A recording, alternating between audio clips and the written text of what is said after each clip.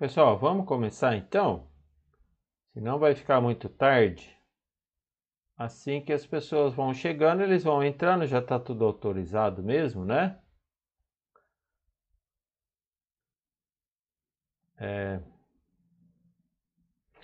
A aula de hoje nós vamos falar sobre metodologias de desenvolvimento tradicionais. Por quê? A nossa disciplina é metodologias ágeis de desenvolvimento de software. Então, para que haja assim um contraponto, para que haja uma comparação, né? A gente perceber o que é que evoluiu, né? Primeiro a gente vai explicar um conceito de o que é engenharia. Depois nós vamos falar sobre mais exatamente engenharia de software, comparar uma com a outra, ágeis versus tradicionais. Depois a gente vai entrar uma recapitulação bem rápida, porque é coisa que vocês já sabem, né? Teoria que já foi dada em outra disciplina. Metodologias de desenvolvimento tradicional, é sempre bom a gente repassar, porque a hora que a gente for ensinar metodologias ágeis, vocês vão ter um bom entendimento. Dentro de metodologias de desenvolvimento tradicionais, vou passar rapidamente pelo modelo sequencial linear, prototipagem, modelo clássico é o mesmo que o linear. Vou passar bem rápido. Nós vamos relembrar o que é o modelo incremental, é um slidezinho só, bem rapidinho. Espiral tem um modelo importante, mais atual, mais completo, que é o RUP, Rational Unified Process. A gente vai falar sobre a abordagem RAD, Rapid Application Development. Também é só um slidezinho. Esses dois temas aqui, que são duas referências, né, sobre gerenciamento de projetos da maneira tradicional. Por último, eu vou fazer um encerramento aqui, falando que é um paradigma, né? E em seguida a gente vai abrir mais com detalhes o IBM Rational Unified Process, tá bom?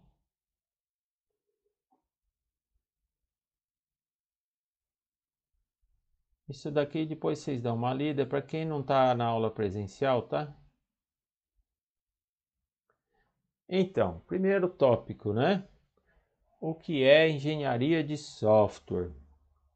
Pessoal, a engenharia de software é uma engenharia como uma outra qualquer, engenharia mecânica, engenharia civil. E o que é engenharia de um modo geral? Definição aqui de um autor, né?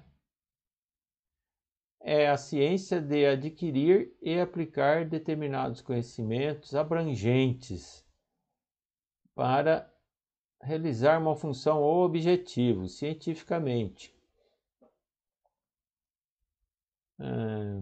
E a engenharia de software? A engenharia de software tem uma definição de Fritz Bauer.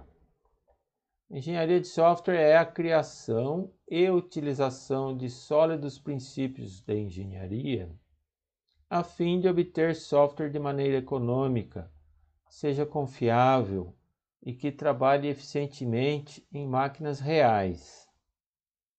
Vocês veem que as duas definições são similares. Ou seja, cientificamente, ter uma maneira de desenvolver alguma coisa de modo eficiente e confiável.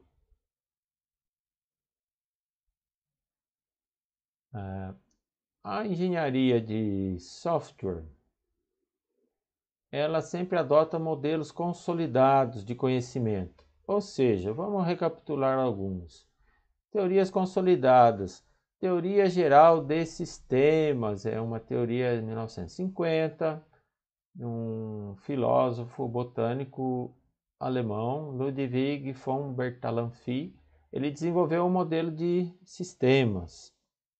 Depois veio um outro teórico, né? Aí quando já tinha o computador funcionando, aqueles primeiros computadores, na década de 1970 até 1980, um dos pioneiros em análise de sistemas, Edward Yourdon, ele escreveu uma obra, né? Análise estruturada de sistemas. O livro dele, em 1973, propunha você dividir um sistema em várias partes funcionais, né?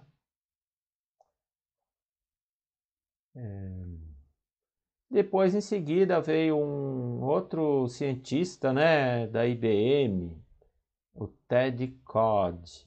Em 1970, ele propôs um modelo de banco de dados baseado na teoria dos conjuntos, né, que desbancou o modelo hierárquico de banco de dados. Foi uma quebra, assim, um modelo largamente adotado na época que fez muito sucesso. Todo mundo abandonou o modelo hierárquico. E até hoje, né? Você vê como que esse Ted Codd ele criou um modelo desde 1970 até 2021. É o modelo mais usado por bancos de dados, bem consolidado, né?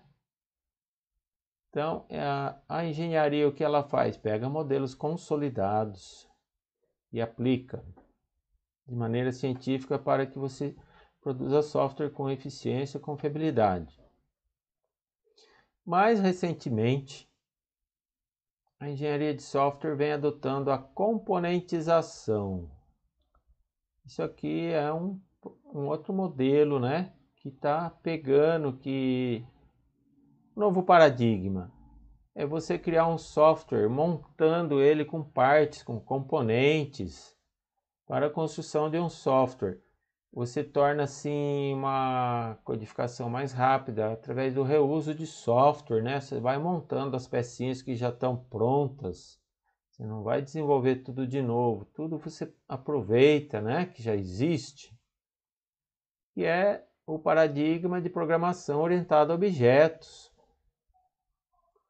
Utiliza a linguagem de especificação de software UML. Isto tudo é muito importante e bom para nós analistas, mas ainda falta um modelo de engenharia de software mais maduro. Ainda não está bom. Por quê? O modelo de desenvolvimento de software de gerência de projetos tradicional não garante qualidade de software. E isso é um problema que se aflorou, né, nos dias atuais. E o que é bom para a gente resolver, para garantir a qualidade do software?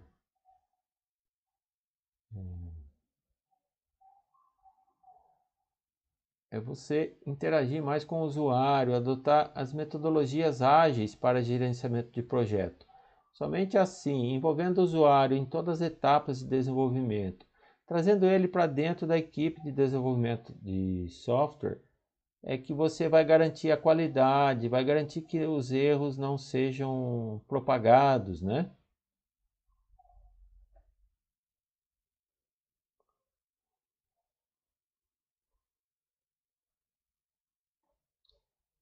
Então, vocês devem estar aí perguntando, né? Se a nossa disciplina é metodologias ágeis, por que que a gente vai falar sobre engenharia de software tradicional? É somente para ter assim uma comparação, tá? Vocês vão entender melhor metodologias ágeis, dizendo assim, por que que ela veio? Ela veio para melhorar o modelo tradicional. O capítulo 3 do livro que a gente adotou, né? Tem os conceitos básicos sobre engenharia de software. Aqui é somente um resumo, eu vou passar bem rápido, né? Porque é uma aula que vocês já tiveram com outro professor, né, de engenharia de software. Ok? Então, vou procurar ser breve em metodologias de desenvolvimento tradicional, que esta é a aula que vai falar disso, e na aula próxima a gente já vai ter uma introdução sobre metodologias ágeis, e em seguida cada aula já vai ser os modelos, né? Nós temos vários modelos para apresentar, nós vamos apresentar um em cada aula, né?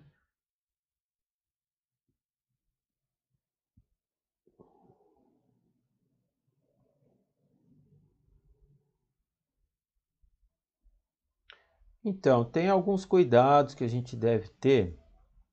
Metodologias ágeis é o assunto da moda, todo mundo está usando largamente, né? Só que antes de você se decidir em usar metodologias ágeis, vocês têm que ter um cuidado antes de adotá-lo. Por quê? Nem sempre essa metodologia é apropriada para projetos muito extensos, com muito grande número de analistas, né? E não é viável, porque a gente vai ver mais para frente, principalmente porque metodologias ágeis exigem muitas reuniões semanais e não é prático você ficar reunindo muita gente, né? Tem uma regra aí de um chute, né? Que a partir de umas 15 pessoas trabalhando no projeto, aí já fica difícil ficar reunindo todo mundo, né?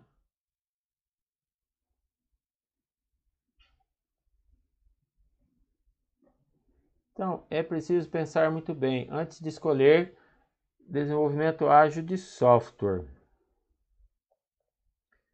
Na dúvida, fique com o modelo tradicional mesmo. O modelo tradicional, ele ainda é válido, muito usado hoje em dia por projetos grandes ou por projetos que você já tem tudo bem especificado, o que você deve fazer. Você não precisa mais do usuário para ficar conferindo, acompanhando o desenvolvimento, né? Mas principalmente projetos de tecnologia, né? De construções, indústria automobilística, aeronáutica, construção civil, né? Coisa que já está bem definida, que não tem perigo de modificar durante a construção, o desenvolvimento. Outra coisa, antes de você implantar metodologias ágeis, tem que ter muito bem difundida essa cultura na sua empresa. Todos têm que conhecer o que é metodologias ágeis, tem que saber como funciona, né? E tem que aceitar trabalhar dessa maneira. Por quê? Senão todo mundo vai ficar boiando direto. Você não vai saber o que está acontecendo em cada etapa e não vai ficar perdido. Tem que dar treinamento para a equipe, tem que ter uma equipe pequena e todos têm que concordar em trabalhar dessa nova maneira. Bom, pessoal, dito isso, a gente vai fazer uma revisão sobre o modelo tradicional, tá? Metodologias ágeis a gente vai começar na aula que vem. Uma introdução e a seguir a gente vai abordar cada uma das metodologias, que são várias. Na metodologia tradicional, o modelo mais utilizado, né, é chamado ciclo de vida clássico ou modelo em cascata. O modelo sequencial linear sugere uma abordagem sistemática e sequencial para o desenvolvimento de software. Então, primeiro você começa aqui, né, nesse ciclo do sistema, o que é? Entendimento do sistema, né? Do mundo real, como que é aquele negócio do cliente, entendimento dos processos de trabalho dentro de uma empresa, né? A fim de ver qual parte daquele sistema vai ser posto na memória do computador, vai ser automatizado, né? Nem tudo vai ser programado no computador, apenas uma parte. Então você tem a parte de análise, né? Estudo dos, aí vai ser estudo dos requisitos, né? Análise de requisitos. Teve um bom entendimento do que vai para o computador, aí você vai ter o projeto, né? Você vai desenhar no papel o trabalho que deve ser feito. Em seguida, você vai ter codificação e testes.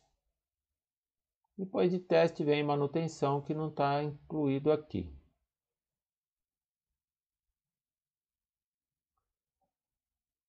Então, primeiro vem a parte do sistema, entender o sistema, processo de trabalho, do sistema de negócio do seu cliente. e qual seria a parte que vai passar para software, para automação, né? É o maior trabalho, começa pelo estabelecimento de requisitos para todos os elementos do sistema e depois pela alocação de algum subconjunto, alguma parte desse sistema que vai virar software. É essencial quando o software precisa interagir com outros elementos, tais como hardware, pessoa e base de dados. É aí que vem as especificações, né, de interface com banco de dados, interface humano-computador. Vem a adoção da arquitetura de sistema, como vai ser implementado, né?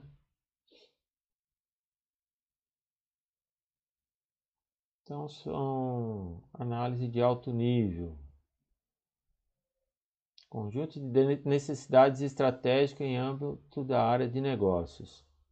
É daí que saem os requisitos, né? Casos de uso, né?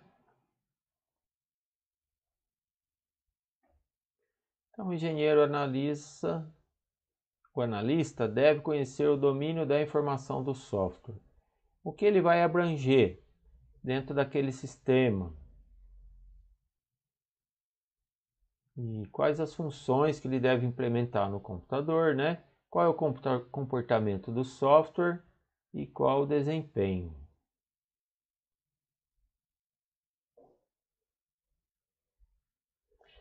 Então, esse modelo sequencial linear é, na verdade, um processo de múltiplos passos que enfoca 4 atributos distintos do programa.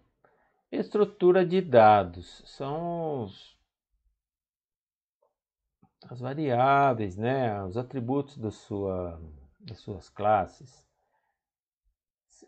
Você nunca pode falar de dados sem falar de procedimentos e vice-versa. Sempre que tem um procedimento, o que é o procedimento? São as funções que você vai implementar o código do seu software e vai estar sempre associado com dados. Aí você vai definir a interface humano-computador, né?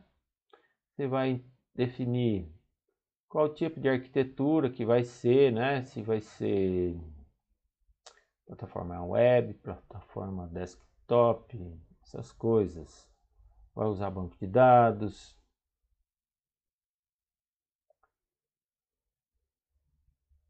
Então, o processo de projeto resulta na representação do software, um desenho, um projeto, uma especificação do que deve ser feito no computador. E pode assim ser avaliado quanto à qualidade antes de o trabalho de codificação ter início.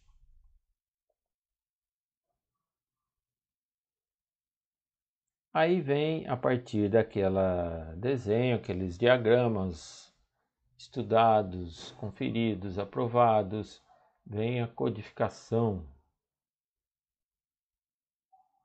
Se você fizer um projeto bem elaborado, bem desenhado, a parte de codificação ela é muito simples, é muito fácil de fazer. Depois de codificado, vem o teste, que é o que? Você vai pegar o software funcionando e vai dar para o usuário, olha, está aqui, é isso mesmo que você quis, usa ele, roda ele, testa. É o teste funcional, é o usuário que sabe se está atendendo os requisitos, né? Aquela parte de bug, de se funciona ou se não funciona, o próprio programador já testou antes. É lógico que tem um analista que também faz o teste integrado, né? E procura por erros, porque eu codifico um software, mas eu mesmo não vejo o meu próprio erro. Eu tenho que dar para outra pessoa dar uma olhada. Aí sim, ela vai achar alguns erros que eu não vi. Depois põe para rodar, né? Teste de aceitação, rodou, vem a manutenção, caminho natural das coisas, né? É lógico que esse sistema de negócio do cliente, aqueles processos de trabalho, de escritório ou de fábrica, né? O que você estiver modelando, é uma coisa dinâmica, sempre tem mudanças, né? o dono do negócio está sempre se adaptando a novas regras de mercado, está modificando as coisas. E também, quando você, daqui uns 3 meses, né, todo mundo está contente, rodando o software, aí aparece um erro. Os erros sempre estão lá escondidinho, né? Questão de tempo e de aquele jeito especial, aquele usuário especial que rodou e só ele vê aquele erro. Então, naturalmente, sempre vai ter a manutenção. Manutenção o que é? Você vai reaplicar todas aquelas fases que a gente já viu, né? Análise, projeto, desenvolvimento, teste. Só que em cima de um programa que já existe. Você não vai criar um programa novo, né?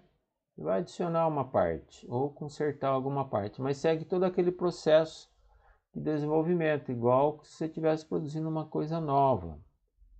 Então, o modelo sequencial linear é o mais antigo e é o paradigma da engenharia de software mais amplamente usado. Todavia, existem críticas, defeitos. É mais simples, mais tradicional, mas quais são os problemas, né? Um dos problemas é o quê?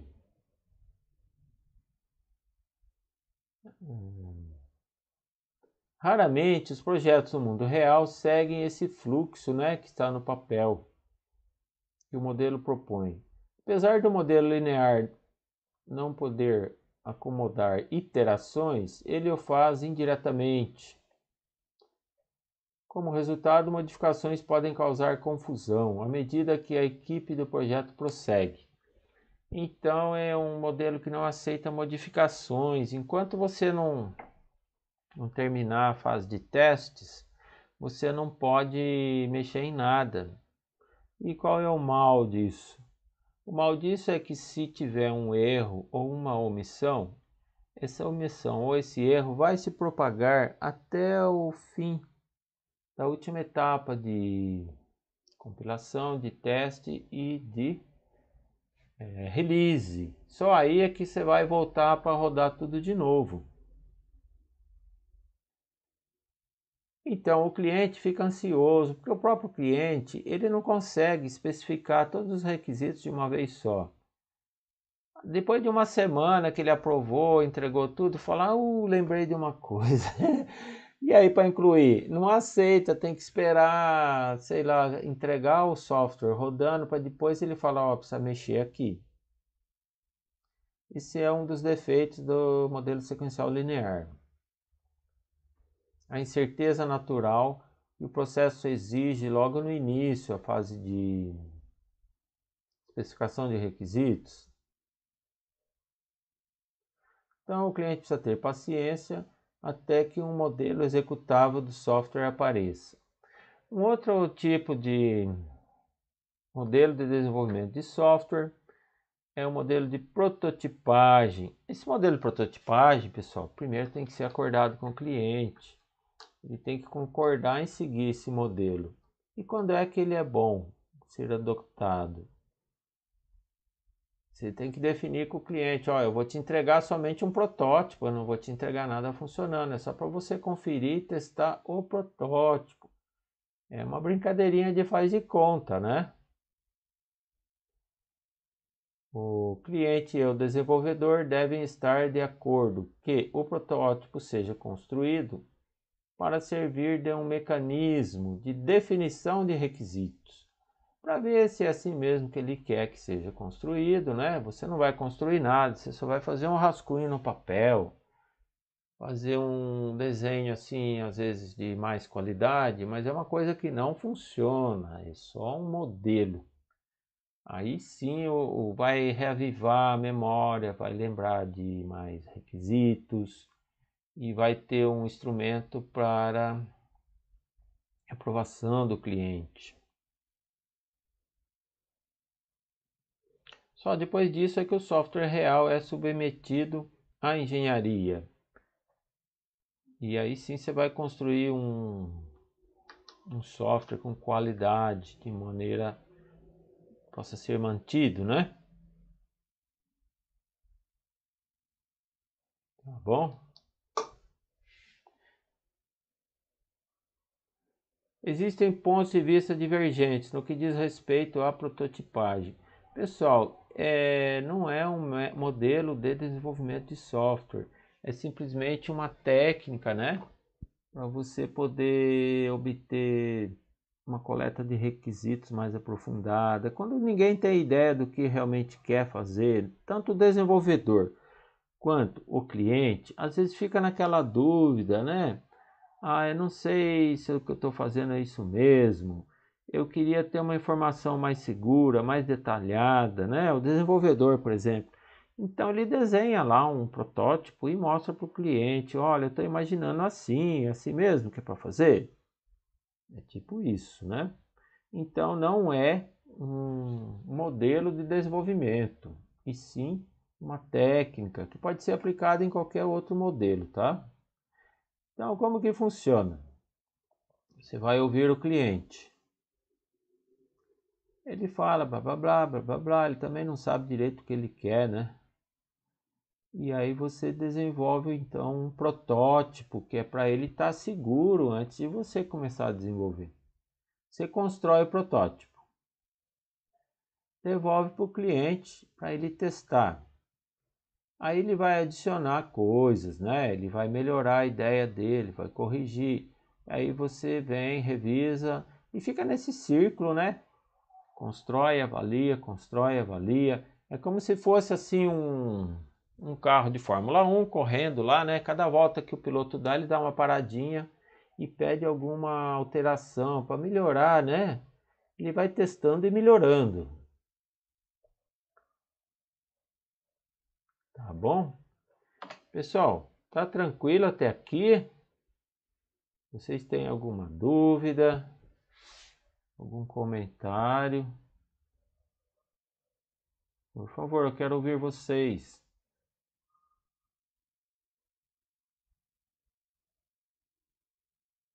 Posso prosseguir?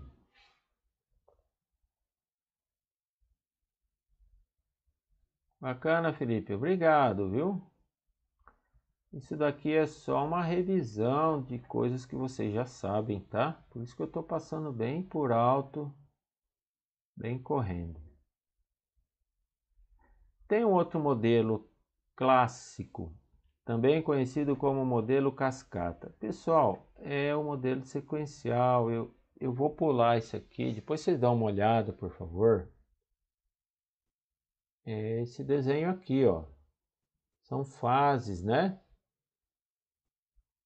Você tem um estudo de viabilidade econômica, viabilidade técnica, né? Você prevê quanto vai gastar, quanto tempo vai gastar e o que você vai fazer. Aí você se submete para os stakeholders, né? As pessoas interessadas. E aí eles vão aprovar, né? Não, pode começar o projeto. É aí que você vai começar análise de requisitos, projeto, implementação, teste, implementação e manutenção. É a mesma coisa do modelo sequencial. Tem um modelo incremental, esse aqui é mais interessante. Incremental quer dizer o seguinte: incrementos, adições, né? Você vai adicionando partes de software e aos poucos você vai terminando o todo. Você vai fazer por partes. Você pergunta para o cliente: olha, qual parte que você acredita que é melhor que eu faça primeiro? Assim, para você já poder ir usando, conferindo, testando. E aí você roda todo aquele ciclo igual você viu lá no modelo sequencial e já entrega logo para o cliente. Quer dizer, o cliente não precisa ficar esperando terminar tudo para ele poder ver, para ele testar, conferir, pedir alterações, né? Então, o desenvolvimento incremental combina elementos do modelo sequencial linear com elementos da filosofia interativa. Interativa quer dizer interagir com o usuário, entregar logo alguma coisa para ele poder interagir com você. A ideia básica de um modelo incremental é a aplicação de sequências lineares ao longo do tempo de desenvolvimento. Cada sequência deve produzir uma parte, a gente chama de incremento, do que está sendo desenvolvido, uma parte do todo. Então nós agrupamos algumas funcionalidades e vamos entregando por partes. Então você sempre entrega uma parte de um produto pronto, que é a parte integrante do projeto. É uma mistura de prototipagem com desenvolvimento sequencial linear, mas aqui você já entrega coisas funcionando, você não entrega protótipos. Assim, esquematicamente, né, funciona dessa maneira. Aqui é o modelo sequencial, né, mas entrega um incremento e até que você entregue a última parte, o último incremento. Pessoal, espiral. Eu não vou explicar todos, esse daqui eu vou deixar para vocês lerem, é bem intuitivo, é coisa que vocês já sabem, tá? Eu vou pular, tá bom? Vocês dão uma lida aqui, é bem intuitivo. A ideia é o quê? Você começa, conforme o projeto vai ficando pronto, a espiral vai crescendo e vai se repetindo todas as etapas. Especificação do cliente, projeto, desenvolvimento, teste, volta para o cliente. E conforme cada parte vai, assim, não é por parte, é o todo, né? Você entrega o todo, mas aí você vai refinando o todo. Ao contrário do incremental, aqui você entrega tudo.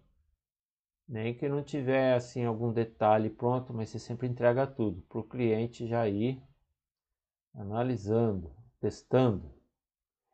Esse IBM Rational Unified Process eu vou deixar para o fim, porque esse daqui a gente vai ver com mais demoradamente, né? Eu acredito que seja um dos mais importantes, mais atuais, mais completos, né? Mais melhorados. Pessoal, falando agora de um outro assunto. PMB OK. O que é? São boas práticas, né? É uma coletânea, um corpo de conhecimento, coletânea de técnicas bem difundidas, bem aceitas, boas práticas, né? Corpo de conhecimento para gerência de projetos. É uma reunião de tudo que tem de teoria, de conhecimento, né? É um guia sim consolidado, né? Para desenvolvimento de projetos. Reúne as melhores práticas para a profissão de gerência de projetos. É um conhecimento comprovadamente aceito internacionalmente, com práticas tradicionais de gestão de projetos, incluindo práticas inovadoras e avançadas. Pessoal, não é somente software, é genérico para qualquer tipo de projeto. Tem a ver com gerência de projetos. Pessoal que é gerente, né? Gerente, ele recebe um dinheiro, um prazo e uma missão. Ó, você vai desenvolver isso daqui. Aí ele vai contratar gente, comprar material, vai alocar prédios, salas, né? E vai seguir essa metodologia, PMB OK. O Instituto Project Management Institute, PMI, da Pensilvânia, Estados Unidos. É uma associação sem fins lucrativos, composta por profissionais da área de gerência de projetos altamente qualificados. Visa manter e ampliar conhecimento sobre gerenciamento de projetos. Dão treinamentos, certificações, né, de profissionais, não só de profissionais como empresas, uma empresa que obtém a certificação PMI, ela tem aí como se diz? Uma competência adicional, né? Ela pode anunciar isso em propagandas. É assim como você tem certificações de qualidade, aqui você tem certificação de gerenciamento de projeto que vai redundar em qualidade, né? De tudo que é desenvolvido ali. Existem padrões, né? Que ela estabelece e que ensina em seminários, programas educacionais e certificações de pessoas. Bom, mais especificamente para software, eu vou ver mais na frente. Então, segundo o PMI, um projeto ele tem 5 fases.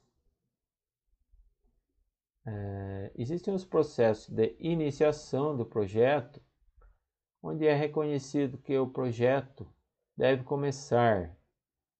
Foi decidido que vai ser investido naquele trabalho, né? Foi alocado um dinheiro, um tempo e se compromete com a sua execução. A parte 2 é o processo de planejamento. É onde você define um esquema de trabalho viável para atingir aqueles objetivos. O processo de execução é onde você coordena pessoas e aloca recursos, compra material, né, para realizar o que foi planejado. Processo de controle é onde você tem lá métricas para ver se os prazos estão sendo cumpridos, se aquele dinheiro que foi gasto não ultrapassou o orçamento, e avalia o progresso da execução, tomando ações corretivas quando for necessário. É a gerência, né? E os processos de finalização é onde você entrega o que você produziu e obtém aceitação, né, do seu cliente. Você encerra os gastos, né, e o trabalho. Pessoal, imagine que fosse assim uma matriz, né, uma tabela. Ao mesmo tempo que você está... Opa, peraí. Rodando essas fases do projeto, em todas essas fases são aplicados esses conhecimentos aqui, ó. Você tem que gerenciar a qualidade em todas as fases de desenvolvimento, com recursos humanos, contratar a pessoa para cada etapa, né? Você tem que gerenciar o escopo, se o pessoal está fazendo somente aquilo que foi pedido, né? E se está fazendo tudo aquilo que foi pedido, isso é o escopo. Está trabalhando em quê? O que é que cada um está fazendo? Você vai gerenciar aquisições de materiais, né? De licença de software, aluguel de sala, instalação, comprar máquinas, né? Você vai gerenciar a integração das partes, né? Todas as partes têm que ser compatíveis. Gerenciamento de comunicação, né? Essa comunicação é muito importante dentro da equipe, saber o que é que cada um está fazendo, o que é que cada um concluiu, novas orientações por e-mail, por reuniões, isso é muito importante. Gerenciar custo, riscos e tempo.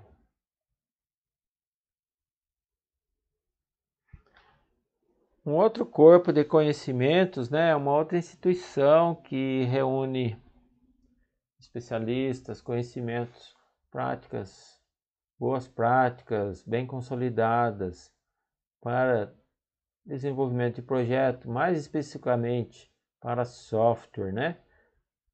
O PMB, ok, é mais genérico, mas para software nós temos a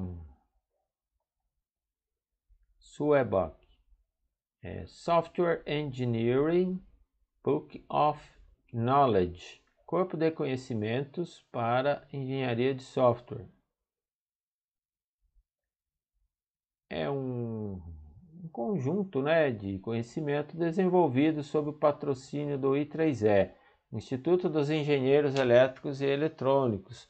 Cuida mais de parte de hardware, eletrônica, telecomunicações e também software. Tem várias recomendações para a gerência de software.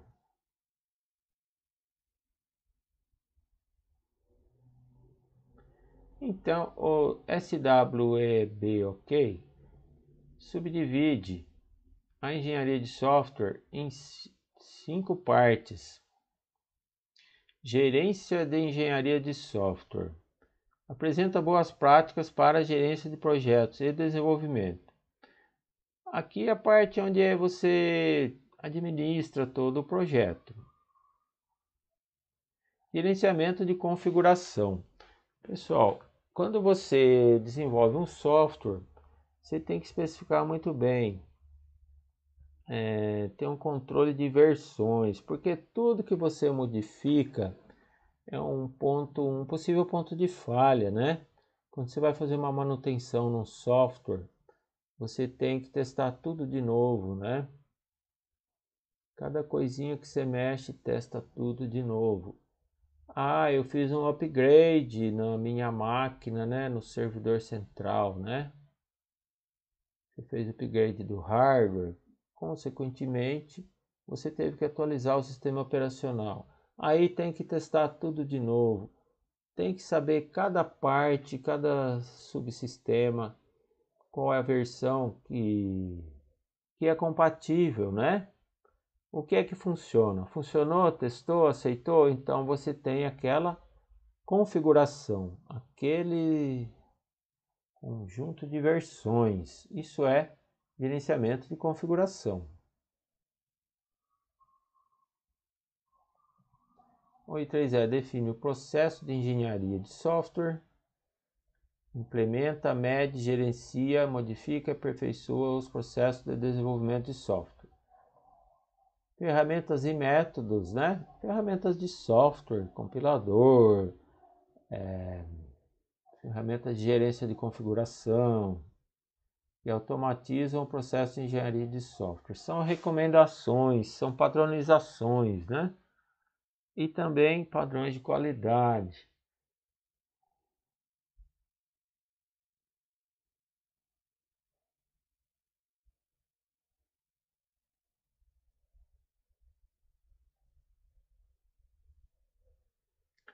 O I3S SWEBOK também padroniza boas práticas na aquisição, análise, especificação e gestão de requisitos, design, projeto, modelamento, né, do software,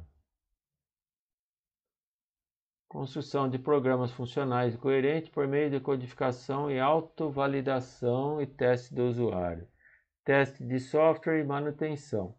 São recomendações, são boas práticas, são metodologias testadas e aceitas, consolidadas. Então foi reunido nesse corpo de conhecimento, são livros, documentos de referência, padronizações, e 3L faz padronizações. Pessoal, uma outra metodologia para desenvolvimento de software muito conhecida, muito aplicada é o RAD, Rapid Application Development. Vocês já devem ter visto isso, né? Nas aulas de engenharia de software. Quando é que você aplica essa metodologia? É um processo de desenvolvimento de software incremental, um ciclo de desenvolvimento extremamente curto. A entrega é bem rápida, é um modelo sequencial linear para projetos pequenos, né? E usada em componentização, programação orientada aos objetos. é mais usado para sistemas de informação, tá? Quando você tem requisitos muito bem conhecidos e o objetivo do projeto é restrito, projetinho pequeno, né? Utilizando componentização, programação orientada a objetos. Então você cria um sistema plenamente funcional dentro de períodos de tempo bem curtos. A abordagem envolve as seguintes etapas. Modelagem de negócio é o sistema, né? Análise do sistema. Aí vem dados, processos, e aí você codifica e testa. Pessoal, processos são funções, sempre tem a ver com dados. Você nunca fala de dados sem ter programas e nunca fala de programas sem ter dados. Vice-versa. Pessoal, só para finalizar, eu estou andando meio rápido porque a gente ainda vai ter toda uma explanação bem detalhada sobre Rational Unified Process.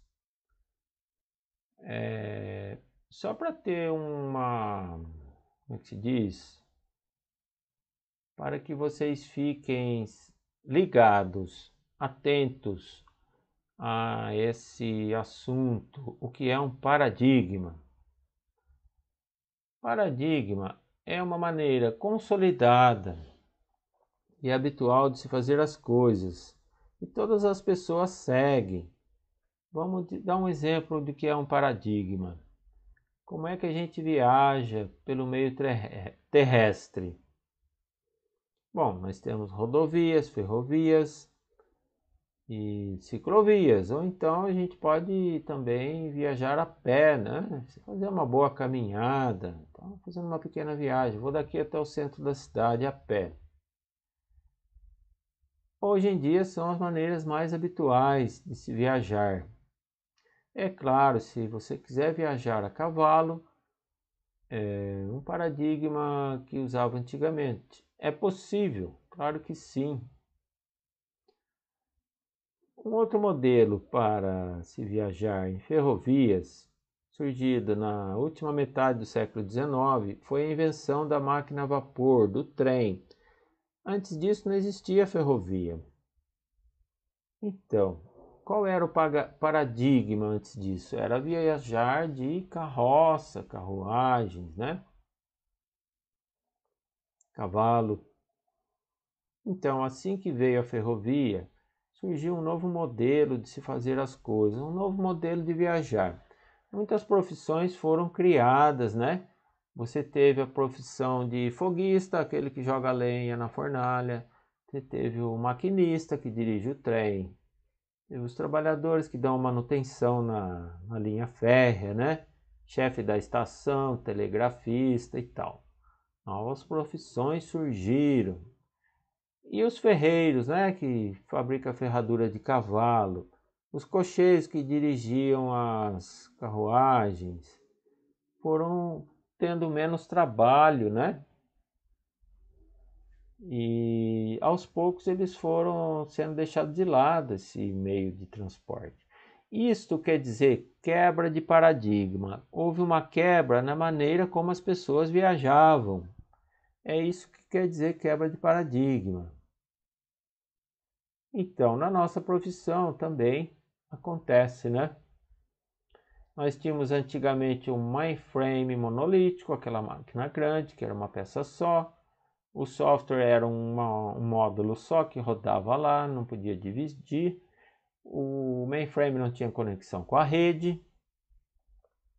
E os dados eram salvos em arquivo de disco. O analista tinha que definir um layout para o arquivo de dados.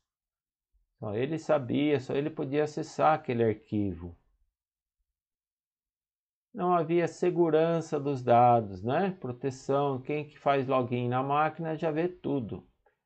Não tinha como proteger apenas um arquivo. Não havia compartilhamento de dados, não havia acesso simultâneo de várias pessoas. Se você quisesse ler aquele arquivo, tinha que rodar aquele programa, um de cada vez, uma pessoa de cada vez. Então, logo em seguida veio inventaram um SGBD, né? Sistema Gerenciador de Banco de Dados. Aí sim você teve mais segurança, né?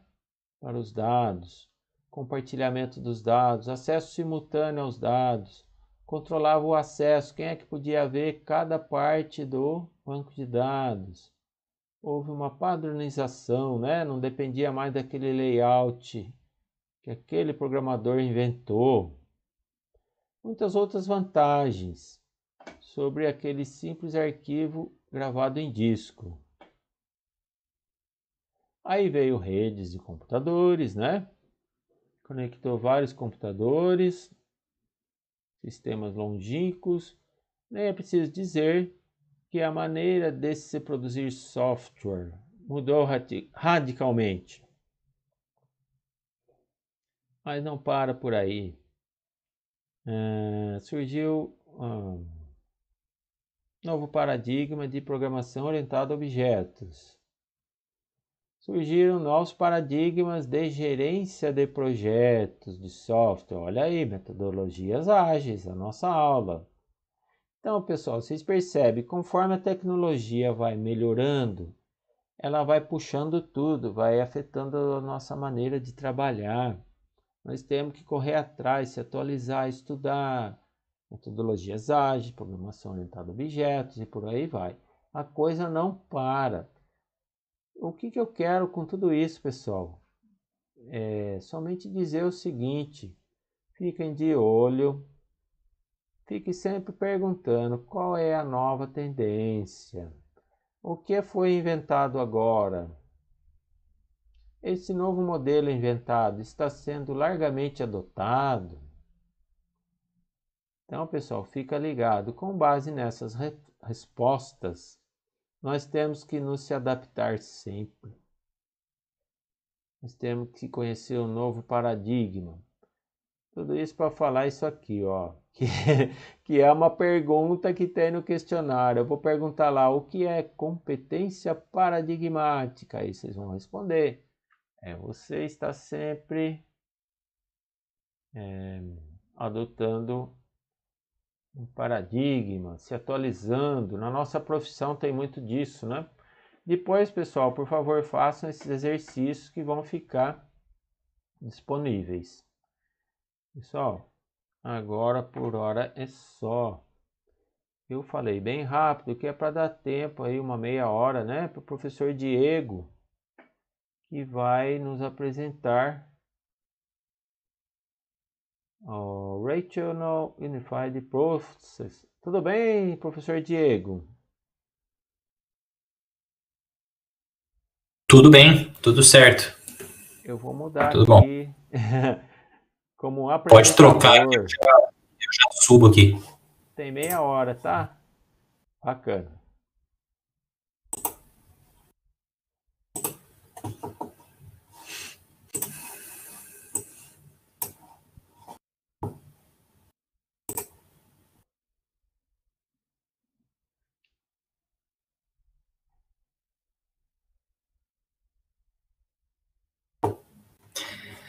E aí, pessoal, tudo certo?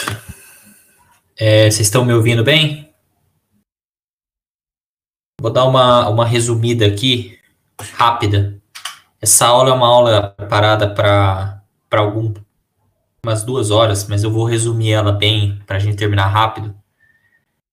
Para dar uma ideia para vocês do que é o processo unificado. Quando a gente está falando em metodologias tradicionais, nós temos que diferenciar bem quais são e por que a gente vai fazer um método complicado, como é o processo unificado, bidimensional, se a gente já tem modelo cascata, por exemplo, ou modelo linear, que é unidimensional, é fácil de usar. Por que então a gente cria um modelo mais complexo, que é o processo unificado? A vantagem do processo unificado é que ele consegue fazer iteração e fazer incremento, e você pode criar de uma maneira muito rápida modificações nesse software. Então, por isso que ele foi criado e tão bem adotado. Hoje, ele é a metodologia tradicional mais utilizada, porque ela trabalha muito bem com duas coisas muito importantes, que é o ML. A primeira coisa muito importante nessa área de engenharia de software é o ML. E a segunda coisa muito importante é a orientação a objetos. Vocês já devem ter visto isso no curso. Quem não viu ainda vai ver, mas muito provavelmente vocês já viram. E a gente sabe hoje que muitos dos softwares que são desenvolvidos são orientados a objeto, e muitos deles utilizam essa metodologia.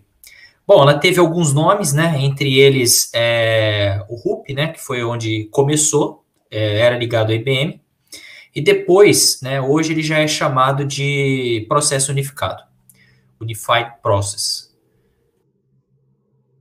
O processo unificado, ele é uma série de etapas que a gente segue, onde ele não deveria ser chamado um processo, mas sim uma metodologia. Ele não é chamado de metodologia porque ele ia confundir com a UML, que já é já tem, né, o termo de modelagem no nome dele, então ele já tem o M, né, então ele acabou sendo chamado de processo. Mas é uma metodologia de desenvolvimento de software. Ele se baseia em algumas premissas, né, não pode existir uma metodologia única, quando o software ele não é único, né? O software ele muda, né? Existem diferentes tipos de software, por isso a gente precisa de uma metodologia que seja dinâmica também para acompanhar essas mudanças do software. E além disso, ele é uma metodologia adaptativa, então ele deve ser modificado para um produto de software específico. Você pode criar, inclusive, novas fases nele, você pode incluir novos fluxos. Ele, em nenhuma maneira, ele é fixo, então isso facilita muito que ele se adapte aos diferentes tipos de software. Ele é um processo que usa uma técnica de modelagem. Então, o processo unificado está muito ligado ao ML em si. Então, tudo que a gente faz no processo unificado, ou boa parte do processo, ele é feito usando modelagens de diagramas UML. O ML, acho que vocês já estão carecas de ver, né, a linguagem em si. Mas só para ter uma recordada, ela é uma linguagem que nós, né, vocês mais, né, analistas, utilizam para modelar um produto de software. Então, vocês têm aí diferentes tipos de diagramas que são utilizados.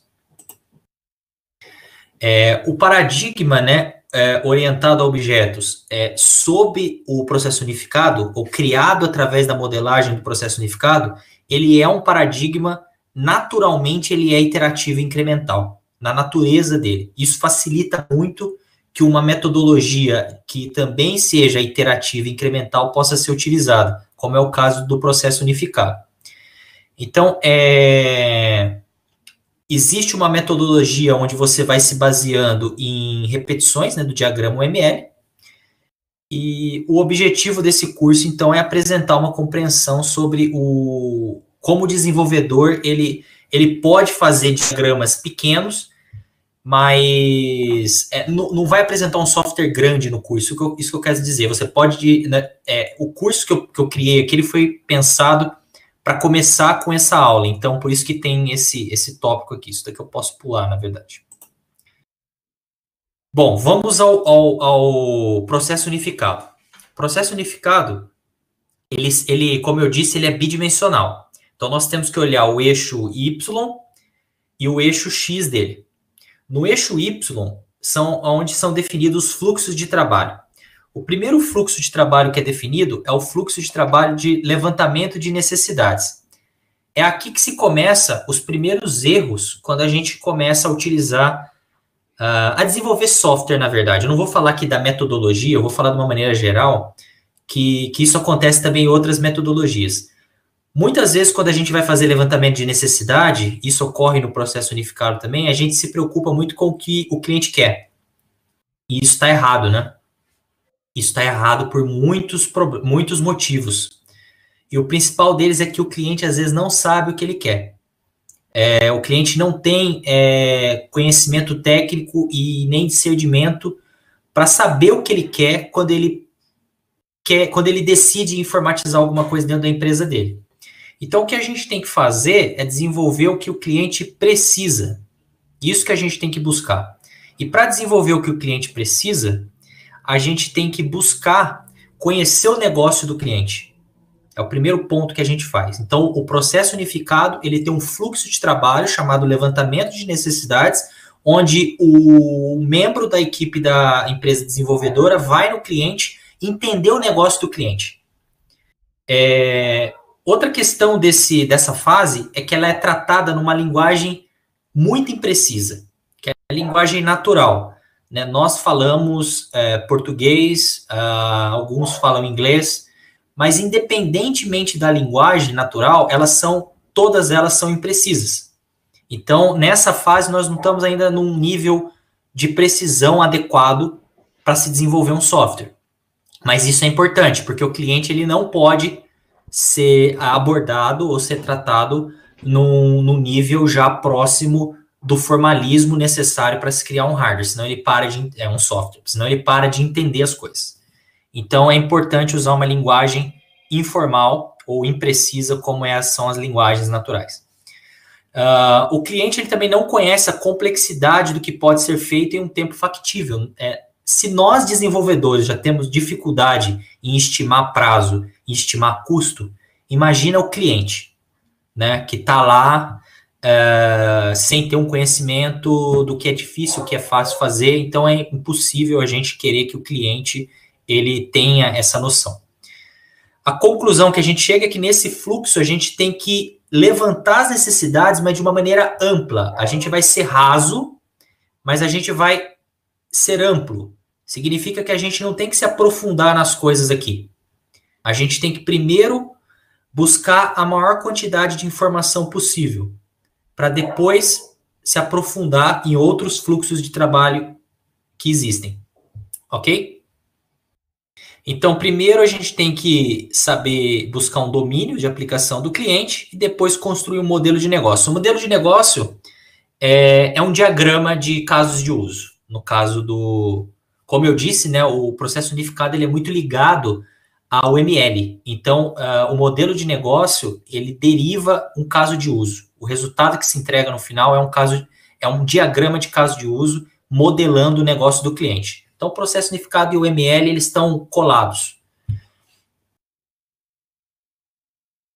Seguindo aqui, uma fase muito importante para vocês desse processo unificado, que vocês vão com certeza encontrar por aí, é a análise. Até porque o curso chama Análise e Desenvolvimento de Sistemas, mas não é só por isso. É que nessa fase é onde entra o trabalho nobre de um analista de sistemas, dentro do processo unificado. O que eu chamo de trabalho nobre de um analista de sistemas? O trabalho nobre de um analista de sistemas é levantar, através das necessidades levantadas na fase anterior, transformar essa linguagem imprecisa numa linguagem precisa para que o sistema possa ser projetado na próxima fase. Então, ela é um intermédio entre o cliente e o software que vai ser desenvolvido na fase de projeto, ou que vai ser projetado na próxima fase. Então, ela é muito importante, essa fase de análise. Aqui, por exemplo, nessa fase é que são modeladas as classes. Né? As classes, os diagramas de classes, os diagramas importantes de classes, eles são feitos todos aqui. É aqui que se define os atributos das classes, mas não os métodos. Os métodos é no próximo fluxo, mas é aqui que se define os atributos das classes, é aqui que se define as relações entre as classes, é aqui que se define os tipos de classe. Então, quando a gente está falando do fluxo de análise, a gente vai estar buscando definir, por exemplo, se uma classe é do tipo entidade, uma classe de controle, uma classe de boundary, né, de contorno, ou de interface, né, com o cliente, tá? Seguindo aqui, na fase de análise, então, a gente tem que interagir com o cliente ainda, porque lembra que o processo unificado ele é um processo iterativo e incremental, então você pode interar de volta, você pode voltar a falar com o cliente nessa fase, sem problema nenhum, mas você também tem que interagir de uma maneira precisa com a próxima fase, que é a fase de projeto.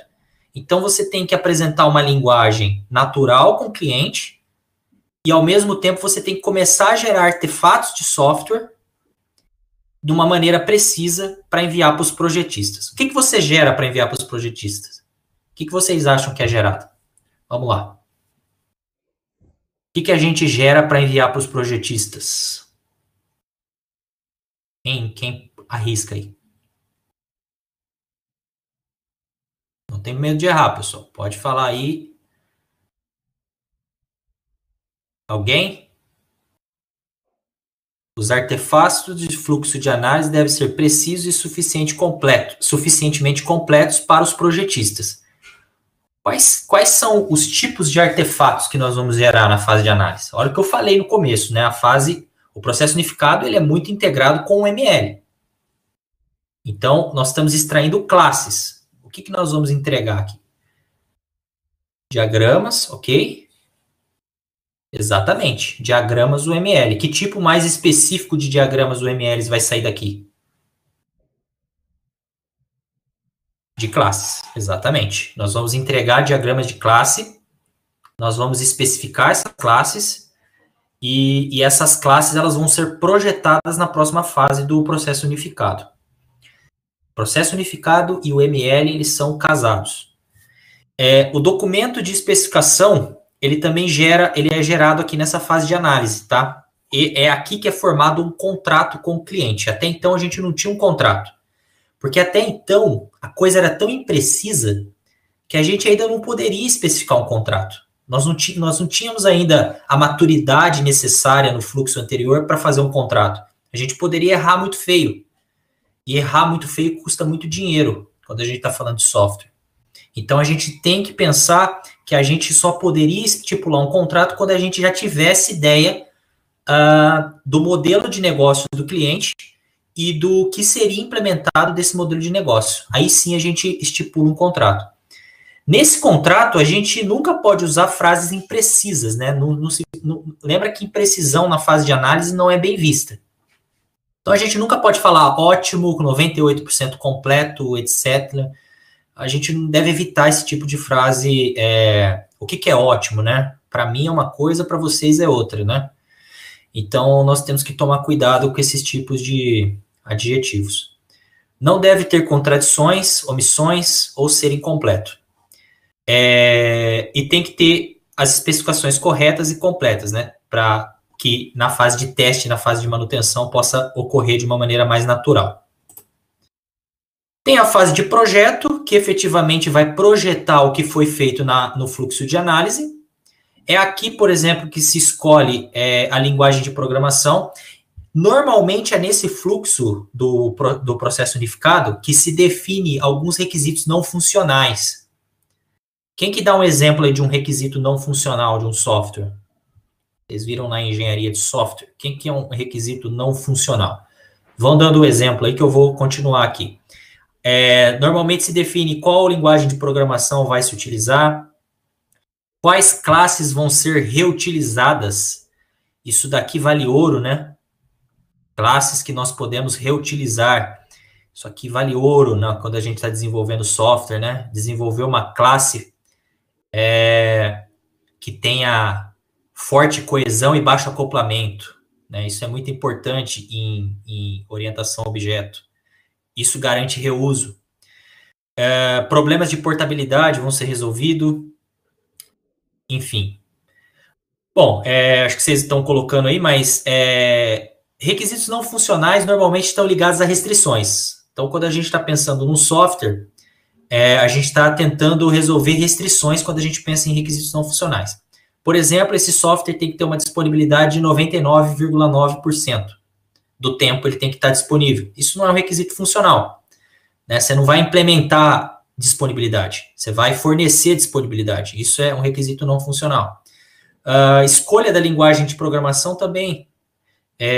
O sistema operacional que ele vai rodar. Isso tudo são restrições. Então, o sistema de backup, muito bem, isso é também um requisito não funcional. E por aí vai. Então, as classes são extraídas durante esse fluxo. Durante o fluxo de análise, aliás. E elas são projetadas aqui, tá? Aqui que se projeta as classes que foram extraídas lá no fluxo de análise. O fluxo de trabalho é implementação, que é o quarto fluxo. O que se faz nesse fluxo? O nome é bem sugestivo aí, né? Se implementa o software, se codifica o produto de software na linguagem de programação que foi definida lá na fase de projeto. Então, o produto de software, normalmente, ele é quebrado em partes e cada membro da equipe de desenvolvimento vai ser responsável por implementar um subsistema ou, se o software for muito grande, ele vai implementar um componente apenas, né? Muitas vezes, o cara que está codificando, ele não tem ideia do todo. E muitas vezes ele é culpado pelo todo quando a coisa não dá certo. Né? Muitas vezes você vê o programador falando, nossa, quando eu testei aqui funcionou tudo, por que agora não está funcionando? Porque tem um problema de projeto, porque tem um problema de análise, porque tem um problema de levantamento de requisitos, coisas que ele nem sabe que aconteceu, mas que muitas vezes ele é culpado por isso, de maneira injusta. Mas é a vida. Na fase de testes, né, o software como um todo é testado. Uma coisa que tem que ficar claro, tá? No processo unificado, todo o fluxo de trabalho, e toda fase, aliás, ela tem teste.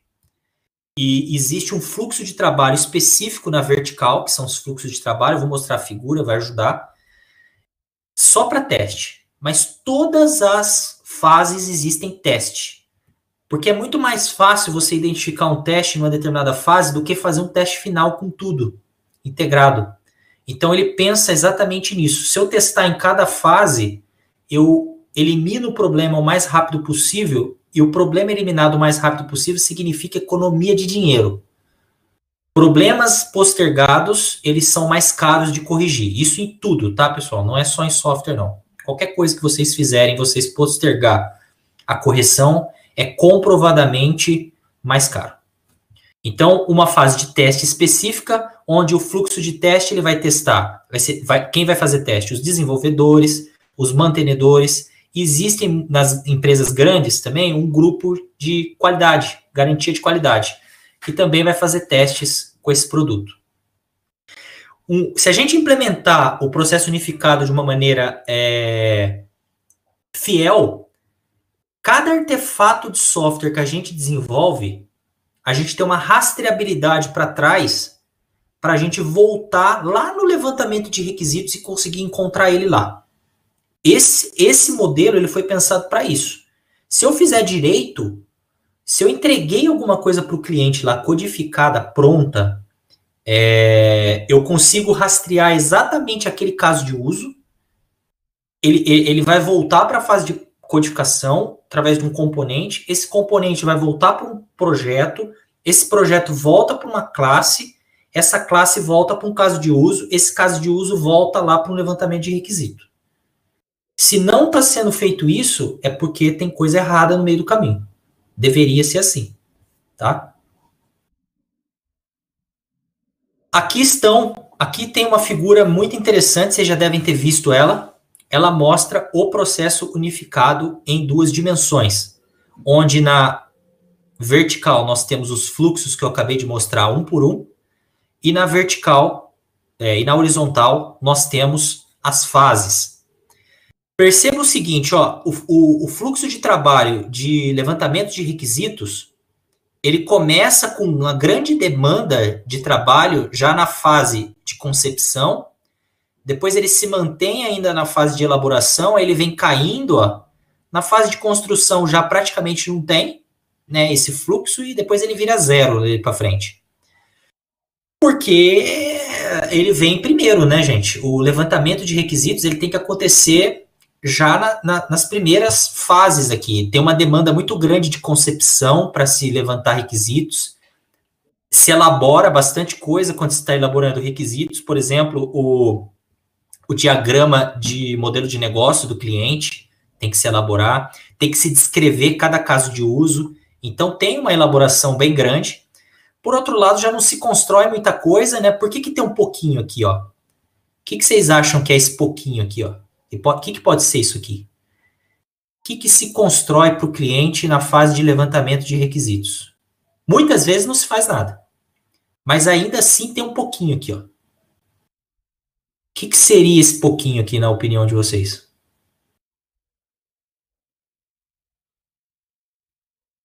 É uma coisa que a gente já falou aqui hoje. Exatamente. Muito bom, Felipe. Protótipo, né, gente? Muitas vezes aqui no levantamento de requisito, a gente faz um protótipo para o cliente, a gente entrega alguma coisa para ele ver. Porque qual que é o objetivo aqui, gente? É agregar valor, é mostrar para o cliente que o software que vai ser desenvolvido, ele agrega valor ao negócio. Se o cliente chegar na construção, na ideia de que o software não serve, de que a ideia de desenvolvimento não vai agregar valor, o projeto tem que parar imediatamente. Então, quanto menos custo eu desprender da minha empresa para chegar nessa conclusão, melhor. Então, muitas vezes eu entrego aqui um protótipo rápido nessa fase, vê se é isso aí, para não entrar na fase de análise já com pouca ainda evidência de que aquele software deveria realmente ser desenvolvido. Aí na fase de análise, né, também tem uma interação aqui com a fase de concepção, no fluxo de análise, tem uma interação com a fase de concepção, realmente. Depois tem bastante elaboração, tem a construção e um pouquinho daqui da transição. Aqui a gente tem que pensar, né, que a fase aqui de concepção é que a fase de análise ela interage ainda com o cliente. Então o software ainda tem a fase de concepção. Eu ainda tenho que voltar lá no cliente, pegar mais informações, detalhar melhor. Perceba que a todo momento tem interação, tem retorno, né? A fase de projeto, ou o fluxo de projeto, né, começa aqui com uma demanda muito grande aqui entre elaboração e construção. Tem uma interface muito grande com o fluxo de implementação, né? É onde vai ser definido muitas coisas da fase de construção. E a fase de implementação é muito aqui de construção, muito de transição, né, de entrega para o cliente também. E a fase de teste, ó, você vê que ela vem já acontecendo durante todas as fases, o fluxo de teste. Aí ele se intensifica aqui na fase de construção, é esperado, porque é onde se tem coisas codificadas.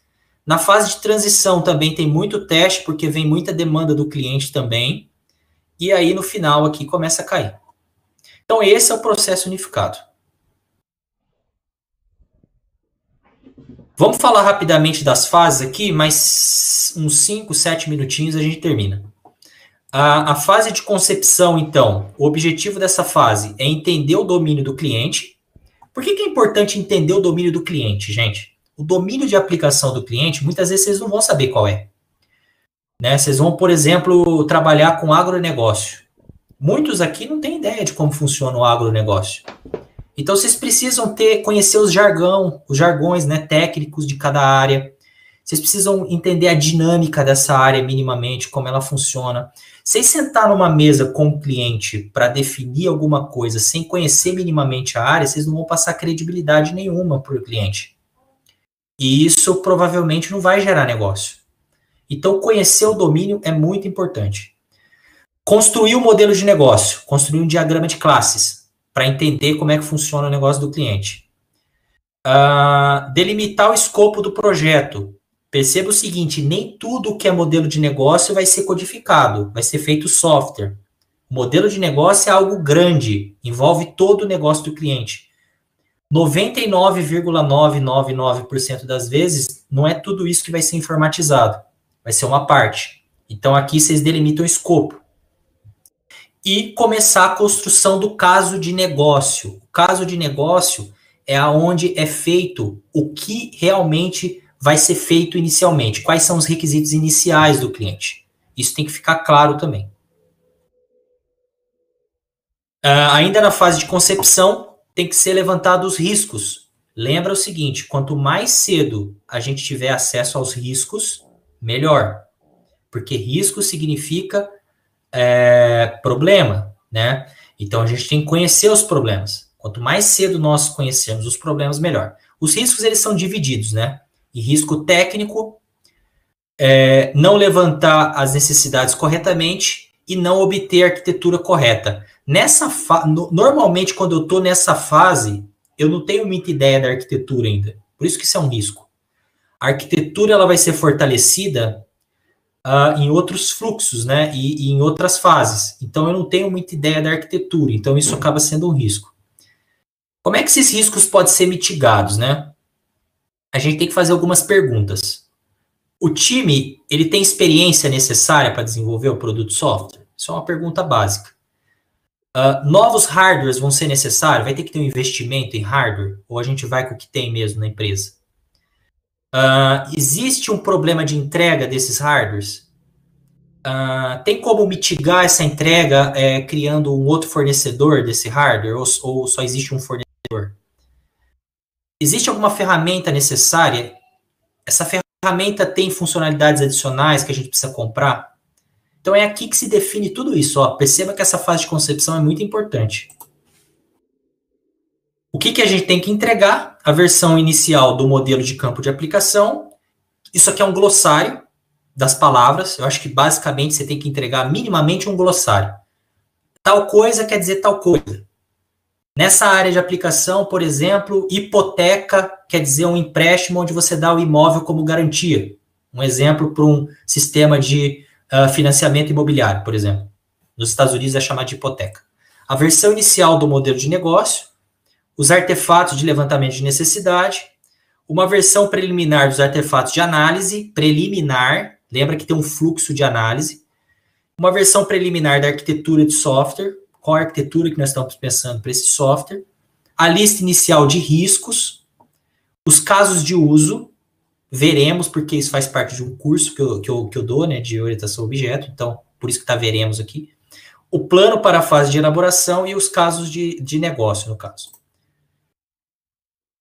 Aqui tem mais um pouco de fase de concepção, vou pular, vamos para a fase de elaboração. A fase de elaboração, então, é o refinamento das necessidades iniciais, onde são monitorados os riscos, tem um refinamento do caso de negócio e tem o gerenciamento do negócio em si.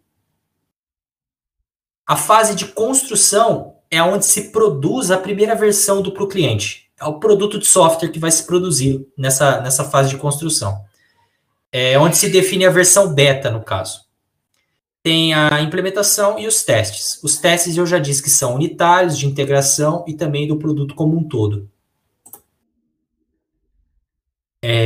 Se faz também manuais para os usuários, também é previsto no processo unificado dentro da fase de construção manual, conforme a necessidade, né? Todos os artefatos têm que ser implementados, a arquitetura já tem que estar completa, a lista de risco já tem que estar atualizada já, e o plano de gerenciamento do projeto. Lembra o seguinte, pessoal, codificar e construir um software é parte do problema. O custo maior está em manter o software funcionando. Sempre tenham isso em mente.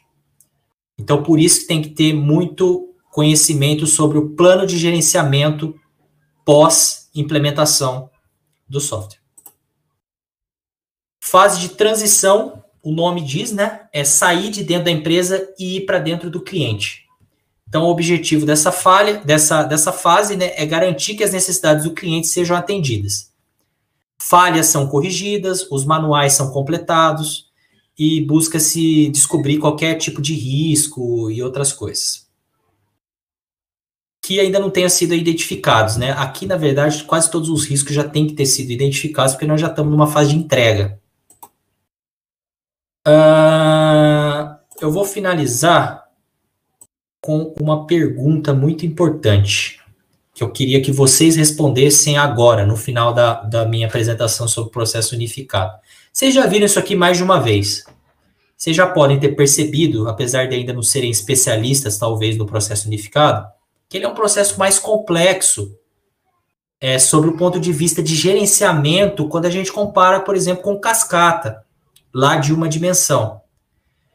Então eu pergunto, por que acrescentar complexidade num modelo ou numa metodologia de desenvolvimento de software, criando essa metodologia bidimensional em fluxos e em fases? Por que fazer isso? Por que fazer isso? Por que não usar o modelo cascata e boa? O que vocês acham?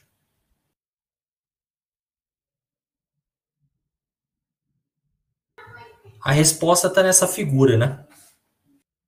A resposta está nessa figura. O que acontece com o modelo cascata é o seguinte: quando nós desenvolvemos software, gente, nós temos que pensar em complexidade. Desenvolver software é uma das tarefas mais complexas que existem. Desenvolver software é muito difícil. Tanto é que a gente tem um monte de curso, um monte de aula que vocês têm só falando de modelo de desenvolvimento de software. Ou seja, muita gente já pensou em desenvolver software porque é difícil pra caramba. Se você for desenvolver um software pequeno, é uma coisa. Agora, se você for desenvolver um software grande, um software bancário, por exemplo, é algo muito difícil. O usuário ele não está preparado para te passar todos os requisitos de uma vez só, dentro da fase de levantamento de requisitos. Se fosse assim, o modelo em cascata ele seria ideal. Ele não precisaria de nada disso aqui. Só que a gente precisa revisitar muitas vezes o levantamento de requisitos, a análise e tudo mais, porque isso é algo necessário, porque a gente não consegue se concentrar em todos os pontos de uma única passagem. Se fosse assim, a gente precisaria ficar em levantamento de requisitos 1 ano, até conseguir ter todos os requisitos necessários para passar de fase. Isso é inviável, economicamente falando.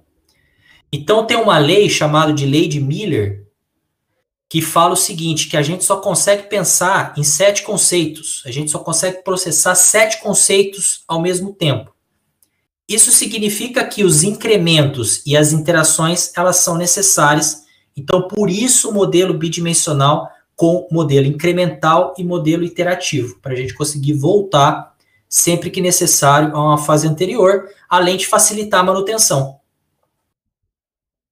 Então é isso que eu queria passar para vocês. Vou encerrar aqui para não estender muito tempo, mas é só um complemento aí do que é o processo unificado de uma maneira bem rápida e bem objetiva aí para vocês. Legal?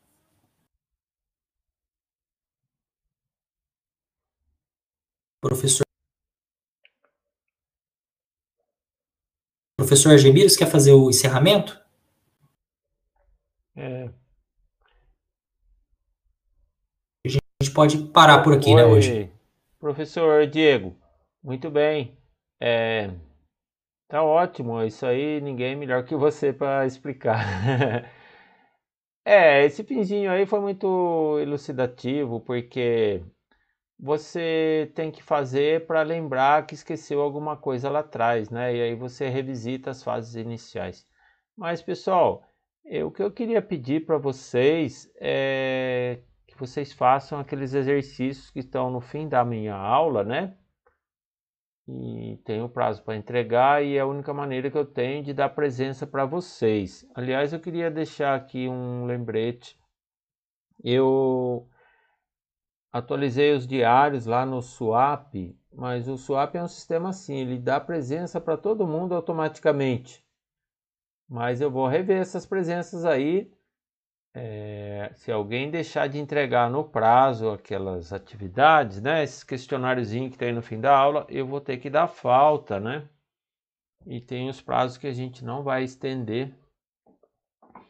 Mas eu quero que vocês me procurem por e-mail, no horário de atendimento, a gente pode até fazer junto, dar uma força.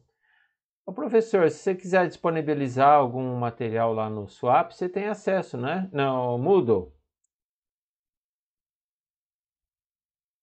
Eu vou colocar essa aula lá também. Então tá bom, pessoal. Por hora a gente até avançou um pouquinho no tempo, que a gente começou mais tarde, mas se vocês não tiverem nenhuma pergunta, né, vocês estão todos dispensados. Muito obrigado pela paciência, né, pelo tempo dedicado. Vocês são muito bem-vindos, todas as aulas síncronas, Boa ok? noite, pessoal. Até mais. Tchau, tchau. Boa noite, obrigado, Boa noite. professor. Até mais. Tchau, tchau.